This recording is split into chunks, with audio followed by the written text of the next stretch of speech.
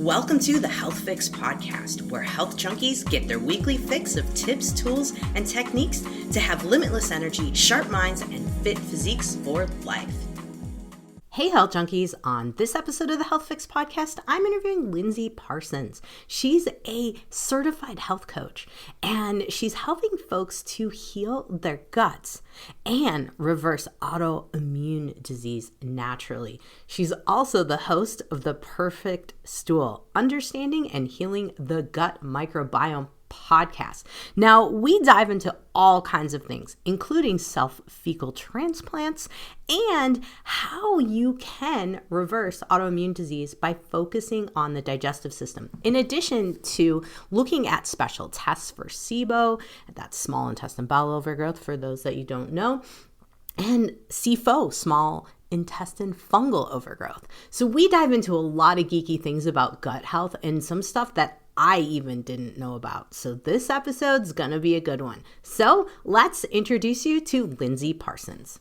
Hey, health junkies. I have Lindsey Parsons on, and my goodness, Lindsey, I'm so excited to talk about autoimmune conditions because I haven't really brought it up in a sense of talking about the gut. And it's one of the things that I educate patients on all the time, but I don't bring it on the podcast. So here you are today. So Lindsey, welcome to the Health Fix podcast. Thank you so much. I'm so glad to be here. So you likely have a story, much like other folks, about how you got into becoming a health coach. I saw that you were a teacher in Maryland back in the day, and you were working in the public schools and advocating for healthier foods, which, girl, I've been in that nonprofit realm of teaching cooking classes and things in that nature. And boys, it's hard. So I can see where this came out of. So give us your background history here. Tell us a little bit about what inspired you to become a health coach after all, and move from Maryland to Arizona. That is a major. Yeah. Right. Well, I had co-founded a nonprofit in Maryland to advocate for healthier food in schools, and did that for about 6 years, 5-6 years. And then I had become familiar with the profession of health coaching because a lot of the people who volunteered to be our school representatives at schools, because we had individual representatives and there were, well over 100 schools in the district. And a lot of them were health coaches. And so that got me familiar with the idea. Plus, I'd been in the world of nutrition for that period and, been looking at the studies, been making sure that everything that we were advocating for was science-based. And so that gave me the idea that when I was ready to move on, because my husband at the time wanted to move on, as he often did. He was a military brat with a 5-year itch. Mm-hmm. So we started looking around for places to live and picked Tucson because of the weather and the mountains and all those things. So in any case, I needed a profession as I moved, and I wanted something that allowed me some independence, work from home, that kind of thing. So that's how I ended up with health coaching. Nice. Now, of course, you transitioned into having a podcast talking all about the digestive system and the Perfect Stool, which I love the title, by the way.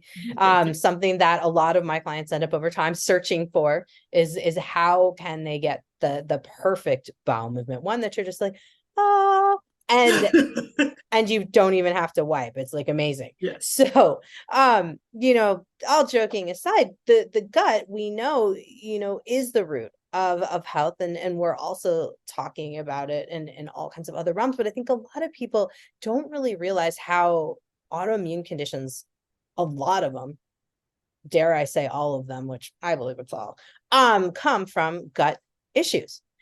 Can you tell us a little bit about how you dove into deciding I want a podcast all about talking about poop and going into autoimmune conditions? Give us the backstory there. Yeah. So the backstory for me is that before all of this, I taught English in Costa Rica for 1.5 years. And during that time, I had a couple incidences of food poisoning, one of which was entirely my fault and involved old mayonnaise that had been sitting out for way too long. Oh.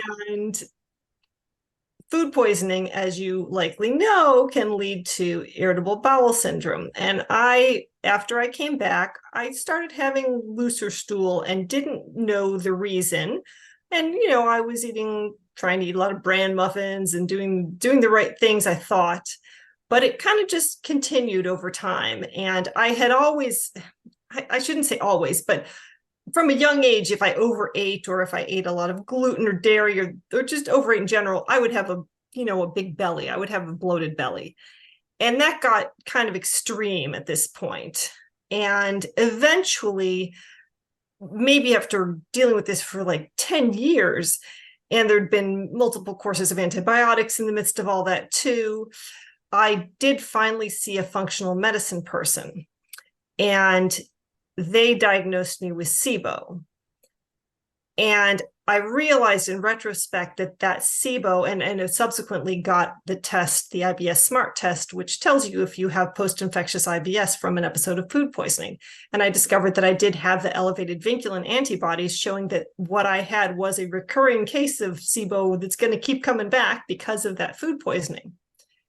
So I also then, and what really got me delved more into the functional medicine stuff was the fact that I developed Hashimoto's thyroiditis and was also diagnosed at the time with ITP, which is idiopathic thrombocytopenia purpura, I think, if I got all the words right.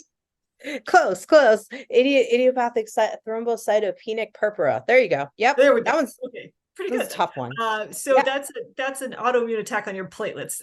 A doctor subsequently told me I don't have that diagnosis because they changed the criteria, but my platelets were low enough that I was sent to see a hematologist, and was also diagnosed at the time with pernicious anemia, which has subsequently been reversed. So I don't test positive for those antibodies, but that is, an autoimmune attack on the intrinsic cells in your stomach such that you can't absorb B12.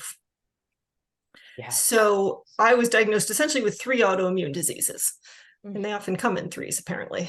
And I realized in retrospect that all that stuff had come from the food poisoning and the SIBO, and that was the likely origin of all of the stuff that was going on, along with other things like endometriosis and infertility and all these things. So long and short of it, I'd had gut issues. And that's why I was interested in a podcast on gut health. And in particular, I had heard about fecal transplants. And I thought this was like the savior of everything, and that was going to somehow do it for me and undo all this damage. And so I really wanted to do a podcast where I focused on people's stories of do-it-yourself fecal transplants, because that was something that nobody was talking about out there in the more standard medical world, or other than for C. difficile. And even in alternative circles, you didn't hear a lot about people doing it themselves. You heard about clinics where you could go pay a lot of money to do it, but not where you could actually do it yourself at home. No, I actually didn't know that people were doing it at home. I only knew of the clinics as well. So interesting. The plot thickens here. So I'm guessing you've done one yourself. I have, very unadvisedly and without any prior testing, but this was before I got into the gut health stuff as a profession, and I was determined that my husband was going to be, I figured we were already sharing all the germs, like there was nothing I could catch from him that I wouldn't have already caught. So I used his stool. And the interesting thing was that fecal transplant, while it did not reverse Hashimoto's, immediately changed my B12 counts. Like they kind of skyrocketed right after, but I couldn't retain the benefit of that. I still have to use sublingual B12 to absorb it properly, even though the antibodies are now negative for pernicious anemia. Oh, wow. Wow. I mean, of course, inquiring minds are all going to want to know now. So Lindsay, how did you do it? How did you do the self-fecal transplant? And there's no judgment here, because all of us here talk about different things we've done, just because we're trying to figure out how to solve our own issues, right? We're sick of dealing with, not getting answers. So please share. I would love to. I took and this isn't the best method. Now I know there's better methods, but I think I took my husband's stool, I put it in the blender with some distilled water, and I used a disposable enema to put it inside me and held it in as long as I could, which I think pretty much it didn't come back out. So that was what I did. I just did it the one time. Now I know, most of the clinics will do 2 5-day courses during the work week. And, sometimes then they give you doses to continue using periodically thereafter, depending on what the condition is. For C. diff, it's, I think, one and done. But for other conditions where people are using it, like for IBS or IBD or whatever they might be doing it for, it's much longer courses. Wow. Wow. Thanks for sharing. Because I think a lot of people might have been imagining that you were trying to, like, you put it into a capsule or something of that nature. Mhm. So I love clarifying for folks just kind of Yeah. taking the, And some people do capsules. I've interviewed people who put together capsules, but the one guy who said that said, I'm like an expert with the pipette. Like you have to develop hands for this or else it'll get all over the place. And he was double encasing them. And he said, this is a very, very hard thing. oh my goodness. So guys, you got it. If you want to learn more about what Lindsay has who's Lindsay's interviewed and different things folks are doing out there. I mean, I think it's fascinating just to hear the history of how things play out. I really do. And so you guys check out the Perfect Stool for that one, to understand where we've come. Let's put it that way, from self fecal transplants and beyond. So, all right, let's dive into the autoimmune side of the gut a little bit more, because there is this thing that goes along in particular with Hashimoto's, where, like you had mentioned already, the B12 is one of them that tends to drop off. Folate will sometimes drop off. You'll also see iron be a problem and anemia be a problem, like over and over again. Continues to be a problem for me. Yeah. Tell us kind of what kind of things you've been down, what kind of things you've worked with, give us your scoop there. Kind of Right. what have Well, you? yeah. So first of all, the main thing when you have a gut derived autoimmune condition is getting the gut stuff in order. So getting the SIBO healed up and then continuing to monitor. And so periodically I'll do rounds of antimicrobials just to, when I see the bloating coming up again, when I start to see the stool loosen again. So that's one piece of it, because obviously when you have any kind of gut condition going on, you're going to end up with a leaky gut, and then you're going to predispose yourself to autoimmunity, because you've got those three parts that are necessary for autoimmunity. You need to have some type of antigen that's causing problems. And I guess in the case of Hashimoto's, gluten is known to be one of the primary ones, and then dairy also, because it resembles gluten, the protein. And then the leaky gut to let that antigen out and start to ignite the immune system, and then the genetic predisposition to have that autoimmune condition. So in my case, the Hashimoto's, I was diagnosed with it based on an ultrasound, because my doctor felt an enlarged thyroid gland. I never had an elevated TSH level. And so then they ran my antibodies, and those were elevated, but not extremely elevated. They were still under 100. And it was only the thyroid peroxidase. No, the thyroglobulin antibodies. There's two types. So it's just the thyroglobulin antibodies that were elevated for me. And so what I did was I just kept retesting the antibodies as I did things like I changed my diet. So I eliminated gluten and dairy, and for a while soy, and then I eventually retested against the soy, and that didn't seem to cause any elevation in antibodies. So I just kept with the two, gluten and dairy, and then just a general, healthier diet, more, none of the omega-6 fatty acid oils, and cut out the sugar, those kinds of things as well too. And then I just sort of persisted in that over time with the gut healing component. And then I just saw my antibodies dropping further and further until they finally hit zero about 3 or 4 years ago. And I just retested them. And now I can actually eat gluten and dairy. I don't eat it all the time, but I went on a vacation to Italy for 2 weeks, and I ate gluten and dairy almost daily. And I tested my antibodies right after, and they're still at zero. Oh, wow. Wow.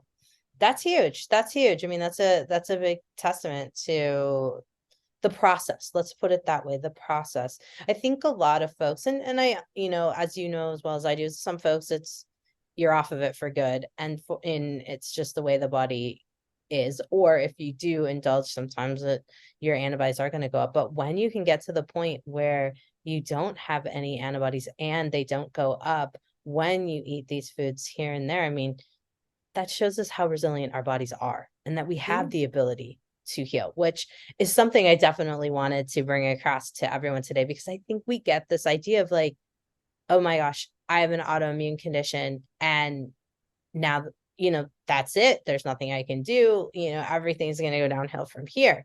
So this is big news for a lot of folks listening right now. Even they might be thinking like, really, you can turn it around.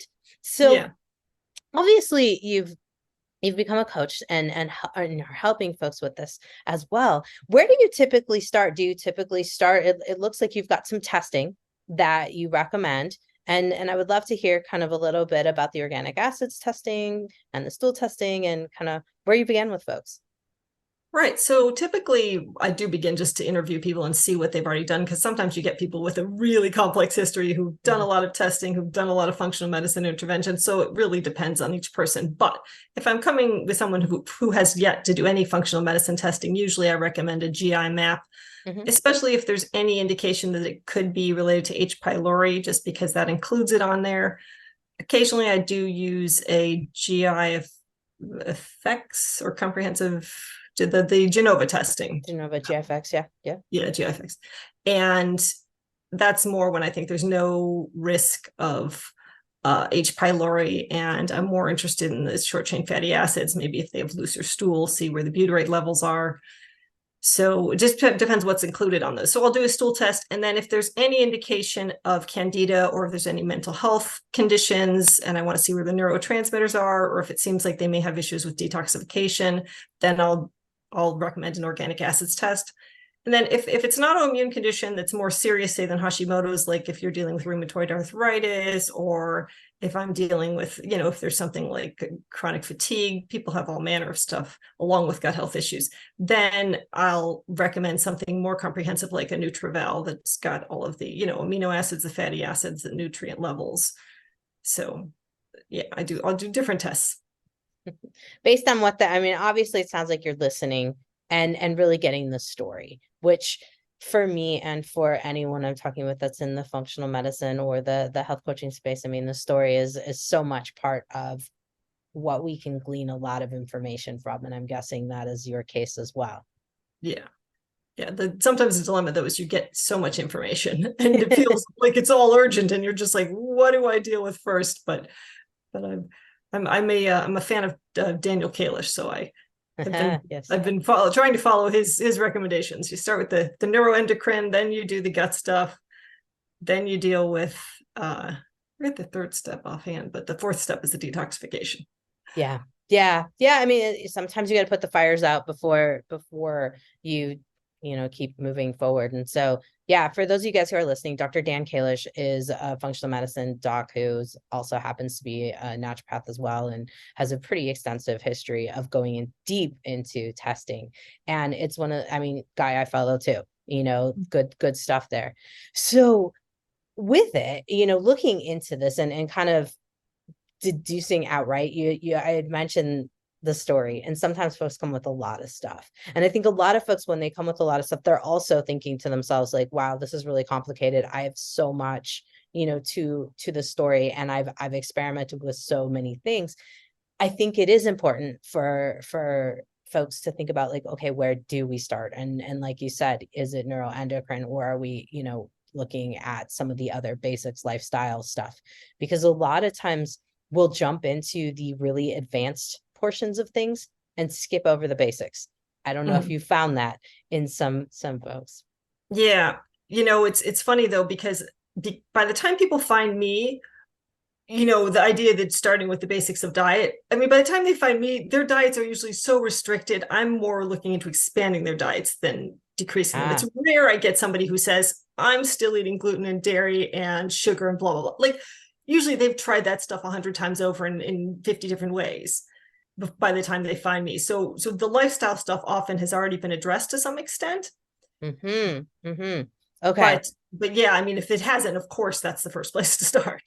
Gotcha. So you're more finding that you have folks gravitating towards you who have kind of went down the route. Now they're just like, okay, they've tried a lot of different things. They need someone to help on the deeper level. Okay. Good for us to know. I think that helps when we're looking at coaching. We're looking at like, how can Lindsay help me specifically compared to other coaches out there? Obviously, you've been in the trenches of it, and you've got, a lot of background with the functional medicine testing. I saw that too on your website. So when someone has come to you and they've done, let's use the air quote, all the things, and we are kind of looking at like, okay, where do we go when that's happened?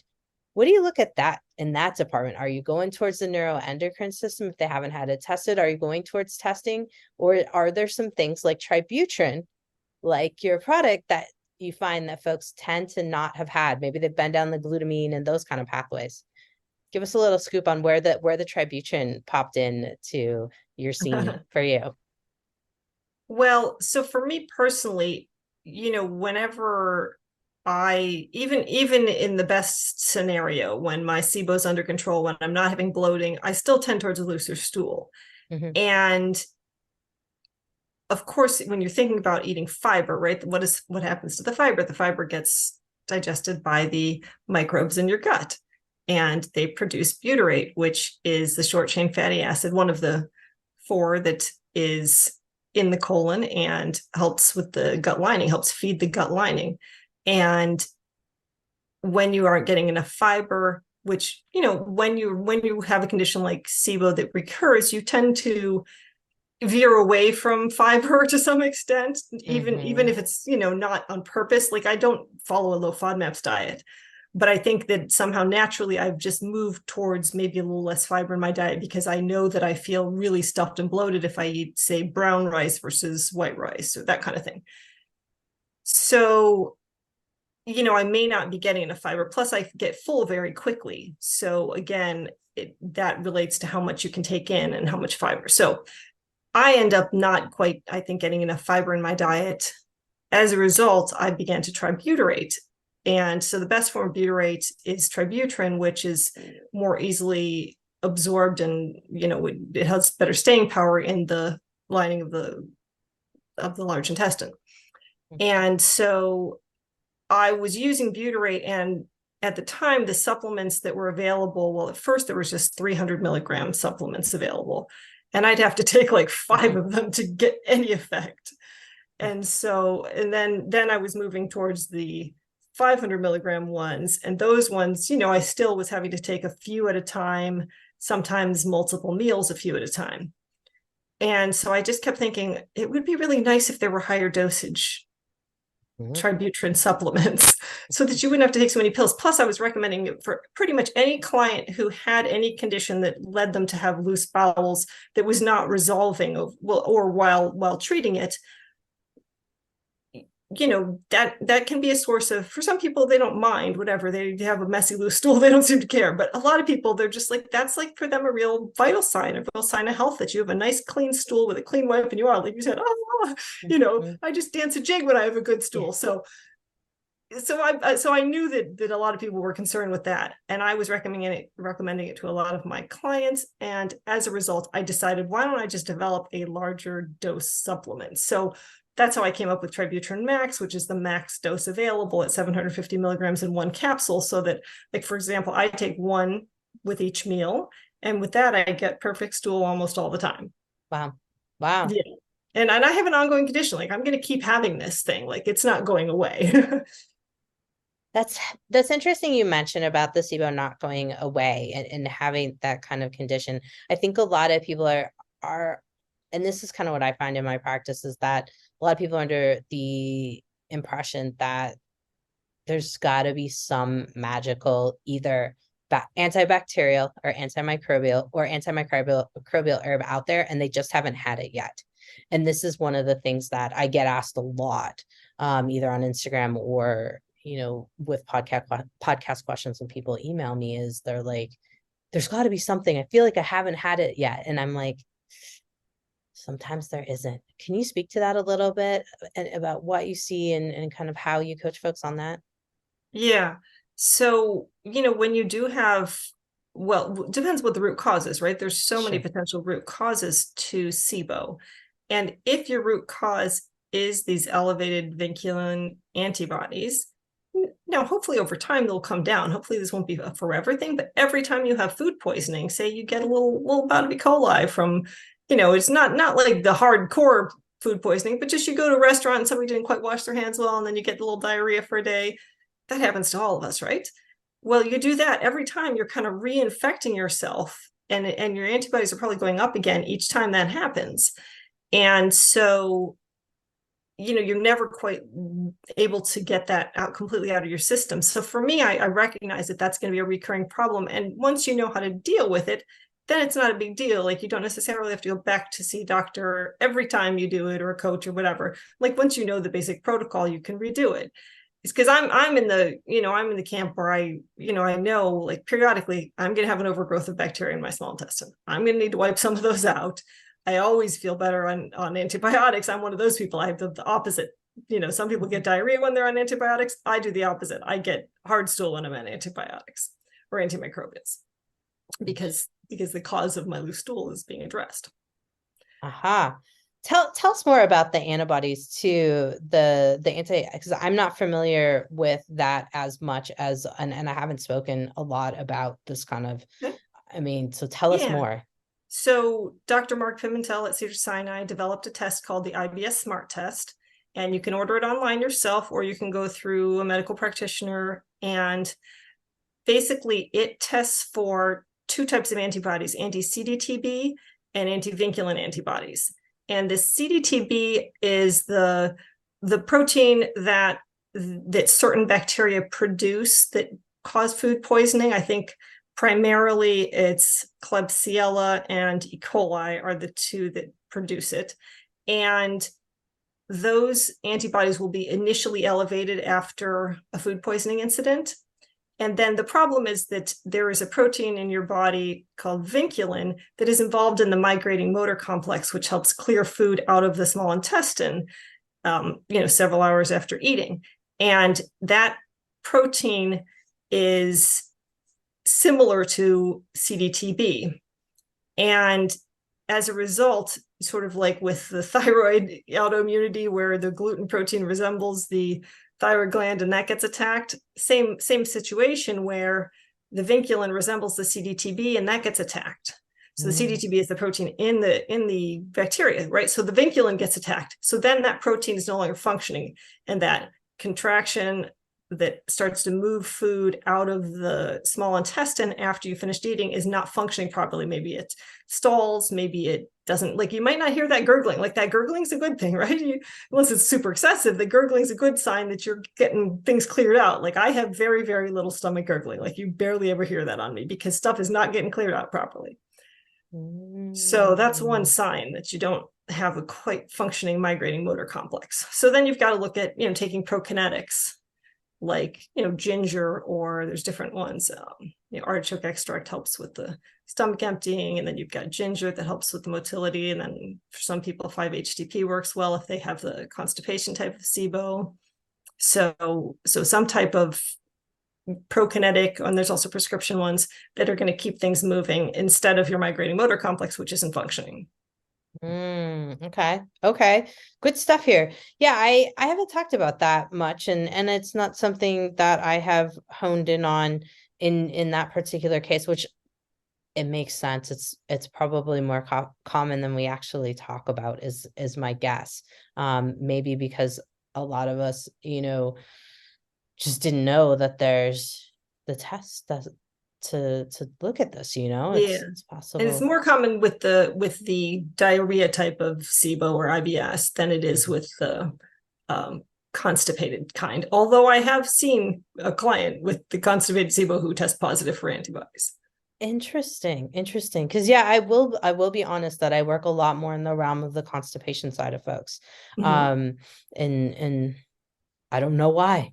Maybe I don't know. Sometimes folks gravitate towards what. Yeah, no, I see a lot of constipated folks too. That's very common.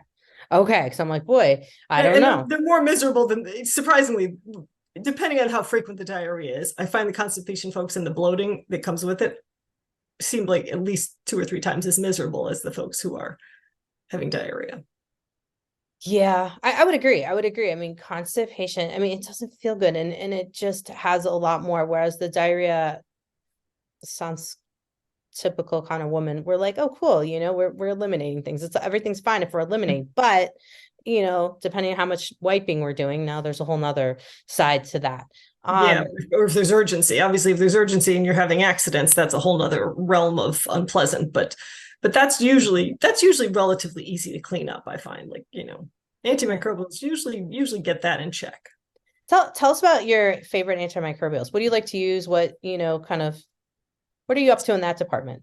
So, it's kind of a moving target. Like I keep changing what I'm doing because I don't want to, and I've noticed this, like there's certain antimicrobials and combo products that have things like, say, grapeseed extract that are really potent and tend to wipe out Akkermansia. And I've seen that in people. Often I have clients who are seeing other people at the same time or who self-treat or do things like that. And I've seen their Akkermansia wiped out by taking some of these strong products. So I'm beginning to get away from those. I used to use candy bactans a lot, Mm-hmm. AR and BR. I'm moving a lot more towards things that are more gentle. Mm-hmm. So using SBI powders, serum bovine immunoglobulins, which kind of just target any kind of pathogen without hurting anything that's going on that's good in the gut. Also, a lot of people have SIBO or small intestine fungal overgrowth as well. So, looking at things like caprylic acid or undesolinic acid, black seed oil. And then, obviously sometimes you have to go harder. So then I may, I'll pick out a product that seems to go well with the person's situation. Usually combo products, but I've used things like berberine and oregano, but I have seen those being pretty harsh and can wipe out good microbes. So just trying to be careful not to do that. And then sometimes using elemental diets as well. Gotcha. Yeah, the elemental diets. Oof, those are hard. Those are hard. For those of you guys who are listening that are not familiar with all of these things that we've now kind of spewed out in terms of the candy bactans, that is a Metagenics product. There's two types. There's the AR and then the other one is BR. There we go. And then we've, yes, I find that too, Lindsay, that the gentler, the better. It's almost like we need the foundational support before we go on killing rampages, if that is what we need per se. Yeah. And then I didn't even mention using spore-based probiotics too, like Megaspore Biotic and Enterogermina. I was just in Italy and I found it in the pharmacy. I was so excited. So I brought home some boxes. Tell us about that. I don't know that one. It is one of the ones that's been used in a lot of research studies that are peer-reviewed and published. So it's called Enterogermina. It comes in little vials. You can get it on Amazon. So it's a spore-based probiotic. I think it's Bacillus clausii. Okay. Don't quote me on that. It's one of the bacillus, and it's a particular strain that's been used in research, and in particular for SIBO. Okay. And you said they come in little vials, like you bust open the vials and then you pour it down your throat and it just tastes like water, but yeah. Interesting. Okay. New stuff here. Yeah, I have not got into that realm. Definitely been down the Megaspore in that department. Gosh, the spore-based probiotics do seem to be somewhat of like heat-seeking missiles towards certain types of microbes. And so I do like to see how that goes. What's kind of your stance on probiotics these days? Like going beyond the spore-based, the others? Yeah. So, it's still kind of a work in progress, but what I tend to do is, given the person's condition, I look at what the evidence-based probiotics are for that condition. So sometimes I use the tool Probiotic Advisor. I think that's Jason Harlach's tool. And just look, what is the current research saying on this very specific condition and this probiotic? And I kind of vacillate. It depends on the person and what they're already doing and how many other supplements they're on. Sometimes I'll incorporate a probiotic. Like in particular, I've been looking at the BioGaia gastrus, I think, for methane SIBO, because that one's got some good evidence with it. And I find that if you're starting to kill things in methane SIBO, you need to be really careful, because you might kill so many good bacteria that you actually make the whole thing worse, and then the archaea just continue to expand. So I want to be careful that I'm adding in some bacteria while I'm trying to kill off archaea, and not just killing off all of the bacteria as well. Is definitely something that I have done to people. I mean, it's unfortunate, but in the game of trying to help the microbiome, there's lots of different directions that we can go. And yeah, full disclosure, I've had to adjust things too. I've done it too. You live and learn. Yes, exactly. Now you had mentioned akkermansia. Mhm. That one now with the new pendulum product, I Mhm. guess it's not even new now, it's been a couple of years, but with pendulums, akkermansia, do you use it? Do you not? I'm curious, just asking out of curiosity. Do you find it Yeah. useful? Well, and then they also have the butyricum. So I have used the akkermansia and tried to reestablish akkermansia in my gut, which had been wiped out. And they had told me when I first got involved with them and became an affiliate, I wanted to find out whether the akkermansia could be reestablished. And they'd only done the study on the glucose control that has the akkermansia. It has some other, I think it's some lactobacilli, and then it has the butyricum, the Clostridium butyricum in it. And that study showed that after several months, the akkermansia had not taken root. But they didn't start that protocol with antimicrobials. And I think, we all know that it's very hard for probiotics to find a niche in the gut, right? To actually stay there. Yeah. So given that a lot of the people that I'm dealing with are going through rounds of antimicrobials first, I think, okay, well, after that's done, now that might be the time to try the akkermansia if they don't have any. Mm-hmm. And sort of, I tell people to use it, at first use it every day, but then sort of start tapering it and use it every other day. I've yet to have anybody who retests to see if it stays, but I think I was using it maybe every other day or every few days. And I did do a 16S test on my gut and did find that it was still there after a few months. I can't remember if it was a few months without it. Maybe it was like a month without it. So maybe not quite enough time to give it a good test. Hey, I mean, it's cool that you're actually thinking to look back and test it, because I do see that a lot of folks will just be like, "Oh, I took it, I'm good," and yeah, I mean, I imagine they would tell you have to keep taking it, but I think if you go through antimicrobials, then perhaps you might have a chance. Like if that's the first step, that you might have a chance for it reestablishing. I see a lot of people with it gone though. It's one of the keystone species that's gone for a lot of people. Yeah, I see it more and more. I mean, especially in SIBO, CFO cases, mold mycotoxin cases, I will see it gone as well. It seems to be a I don't want to call it a weaker species, just maybe sensitive species, a better Yeah, I term. think a lot of the antimicrobials too, it's sensitive to those. Mm-hmm. Makes sense. So what about in terms, let's go back to functional digestive system as a whole, and looking at autoimmune conditions and in particular thyroid conditions, since you have this yourself, and it is something that I have found fascinating and also frustrating, is helping folks figure out how to get the digestive system reabsorbing again. Do you feel like those folks like yourself who struggle with the iron absorption and B12, do you feel like it comes down to the lining of the gut still having an autoimmune attack happening that's preventing you from absorption? Or do you think it's more of a signaling in terms of release of the messengers from the stomach to get the absorption going, the right enzyme, the right vitamin C balance? I don't know. I'm throwing all the things out there that have went through my head. What do you think? What's your thoughts? I don't honestly know the answer to that question, at least in terms of myself, because I did do, after the fecal transplant, I was working with my hematologist he was a more adventurous kind of doctor. And he was like, well, I said, can we do an experiment and see if I can absorb B12 in my stomach now? So we went to just pills that were not sublinguals. And we used those for a time. And sure enough, my levels dropped back down. This was after the fecal transplant had brought them up. And so I was still not at that point able to absorb B12 normally. I've been taking 12 by sublingual since, and I haven't since done an experiment like that again. So it would be hard to say whether I can actually absorb B12 on my own, but I still seem to need B12 as a supplement. So I'm assuming that means I'm not absorbing it well on my own. So yeah, I guess there's still something impaired in there. But I did notice though, with the iron, that's a different question. With the iron that I had been taking for ages, I've been taking the cheap iron at CVS. I thought, oh, it doesn't matter. I'm going to just take the ferrous sulfate.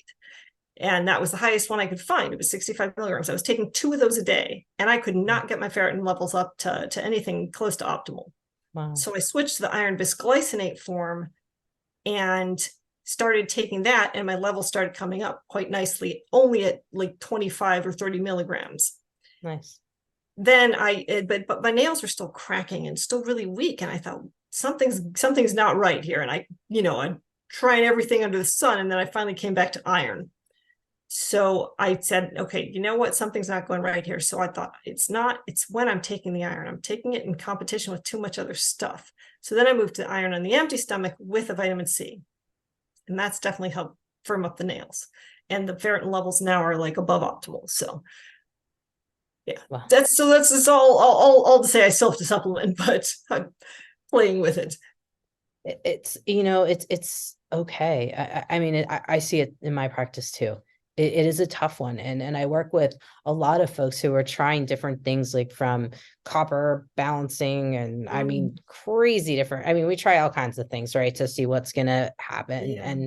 And I just love asking, because I think sharing what you've been through and sharing like, okay, still not there yet, still trying, Yeah. it's part of the process, I think, especially with thyroid and iron and the whole complex. I haven't cracked the code 100% either. Yeah. So I mean, if I can just get it down to, and mind you, I'm well above just a few supplements a day, but if I could just get it down to a few that I really felt, okay, I really couldn't probably live for super long term without these 4 supplements, and I'd be ecstatic. Like that would be no problem at all. I'd be happy to take 4 supplements for the rest of my life. Some people they get tired of any supplements at all. And they're just like, I'm done with supplements. I'm not any better than I was. I'm just quitting everything. But I'm more of I'll take some pills if that's going to give me better long-term health and certainly better energy. Because obviously when your iron levels and your B12 levels are low, you can feel that. Oh, absolutely. Absolutely. No, it is true. There's some folks that's like, I'm done with the supplements, and, and then there's folks who will cycle on and off, and, right. It's on average where we're running at that particular time. Sometimes I'm at 8, sometimes I'm at 3, it all kind of depends on what's happening. I'm always experimenting with something, but I'm also always getting samples of stuff. So I'm like, oh, I'll try that for a bit. And, I know what that's like. I know what that's like. Gosh, it's good to talk to someone just about kind of in the trenches, what kind of things you're trying, what you're up to. In terms of, your coaching, I would love for you to kind of tell folks, because we've kind of went down all the routes of what you've been working with. We've talked a little bit about clients. Tell us how you work with folks. I know you do some testing. You mentioned that. Give us kind of the scoop of like give us the lay of the land for working with you. What does it look like? So typically people are welcome to set up a free 30-minute breakthrough session with me. And there we'll just talk about what they've been doing, what they've already tried, and what they've been going through. And I'll let them know if I think I have anything to add to that, because, if they've already tried every single thing in my toolbox, which few people have, but, if they have, then I'm not going to take their money, Right.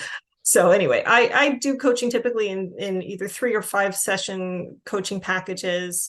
And, at the breakthrough session, we can discuss those options based once I hear what they're dealing with, how much coaching I think it's going to take. But, I also offer options just to go one by one, appointment by appointment, because I want to make it affordable for people, because I know that people out there really, there's the conventional medical care is not doing the job for so many people. And I feel for them because I've been there and I know what it's like to not be able to afford the kind of medical care that you want. So anyway, I want to have people have the option, so they can go appointment by appointment.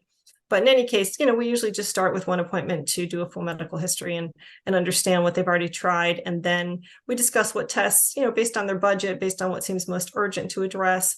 And then, they get the tests and then come back, and then we'll help them understand the results and then educate them on the supplements that may help them and the lifestyle changes that may help them feel better. Nice. That's awesome. That's awesome. Yeah. This functional medicine space can be very expensive. And so it's nice to hear that there are folks like us who are thinking about that in that space. Now, the other thing that I was curious about in terms of just the overall help that you provide for folks, are you working with folks that, because it sounds like you've got folks that are working with multiple doctors or multiple practitioners, things of that nature. Are you also teaming up with their other providers too, and kind of giving them team approach, or is it more just kind of your side approach on that as a whole? it's rare for me to talk to another provider. I think once I talk to someone's therapist, but mostly I just ask what the other provider has recommended. And, I defer to them. Of course, if they're a doctor or naturopath, I'll defer to them. And, I always follow your doctor's advice.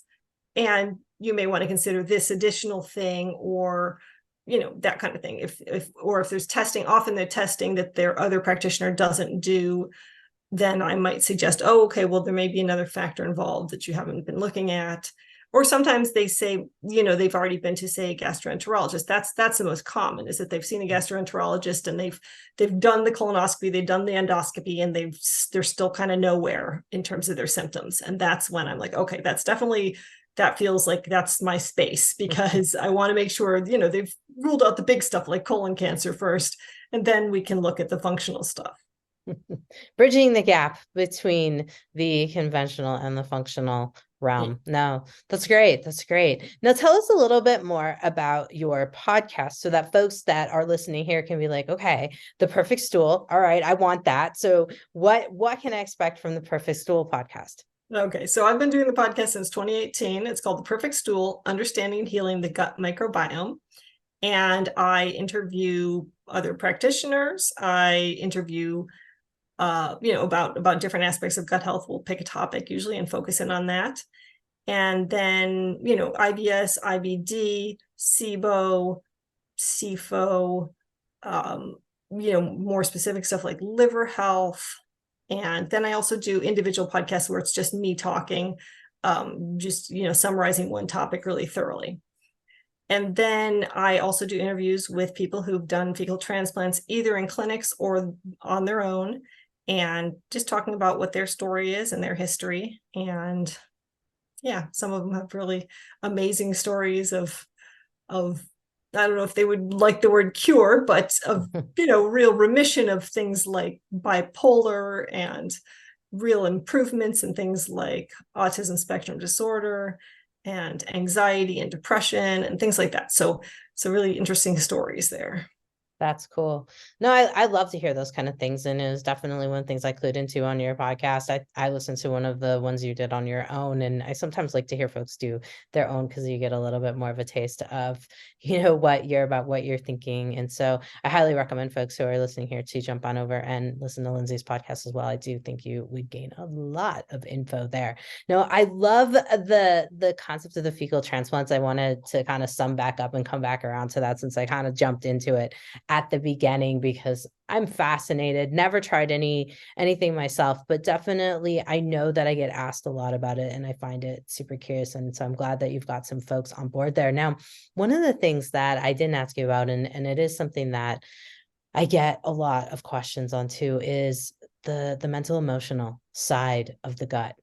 And really, the how this plays out in terms of vagus nerve, how this plays out in terms of, you were talking bipolar, autistic. I think of anxiety, depression, and the gut. And especially women, as we're going through perimenopause and beyond, we will tend to have a lot more of these ups and downs of mood swings and things of that nature. Have you found that a lot of that can clear up when you're working with the gut? And have you found tributyrin to be, has anyone told you about that and the mood side of things? So I'll do the organic acids test on people, and often we'll see low levels of serotonin and dopamine.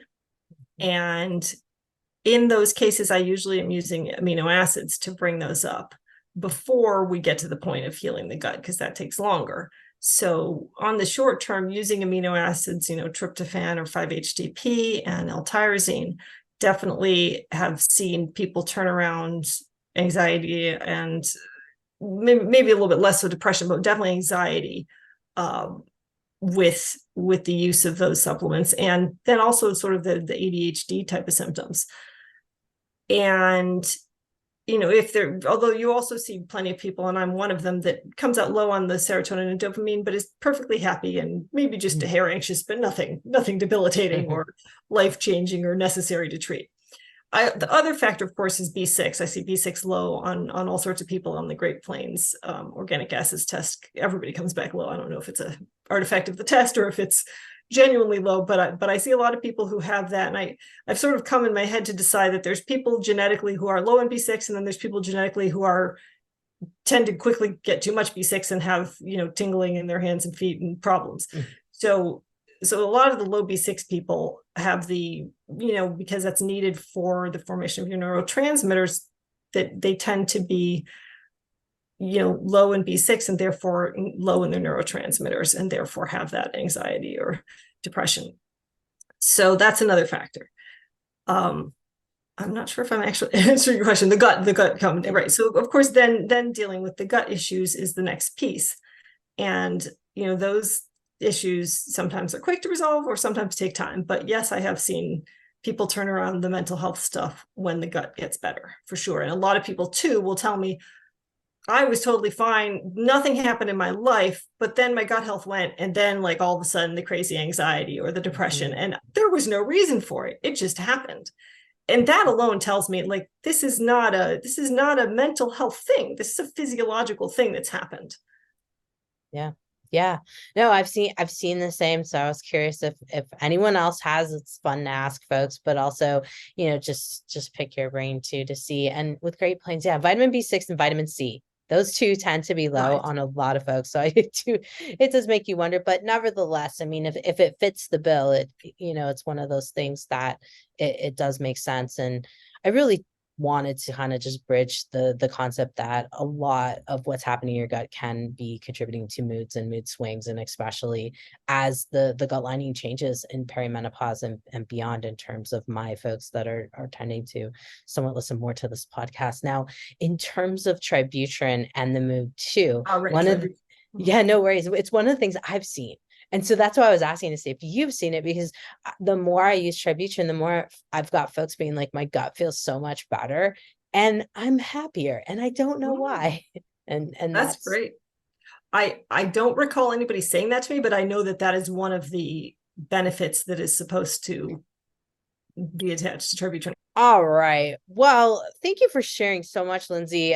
Great stuff today. And thanks for geeking out with me on the gut, because I love to ask gut questions, because I like to know what other people see, because sometimes it can feel lonely being, a health coach and doc on your own and not being in a practice anymore, out in virtual land. So thanks again. I appreciate it. And I look forward to sharing all the great info that you've shared today and sharing with folks about your practice and everything. So thanks again for coming on the Health Fix. Thank you so much. I really appreciate it. Hey Health Junkies, are you feeling just off? Feeling like you're aging a little bit faster than you want to and wondering what in the world is up? Hey, I might have some answers for you and some direction. If you want to chat with me, I am offering complimentary calls right now. You can head over to Dr. spelled out JKRAUSEND.com.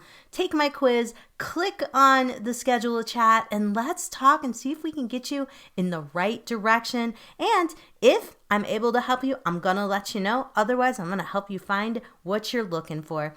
Head over to drjkrausend.com and check it out now. Hey, fellow health junkie, thanks for listening to the Health Fix podcast. If you enjoyed tuning in, please help support me to get the word out about the podcast. Subscribe, rate, and review, and just get that word out. Thanks again for listening.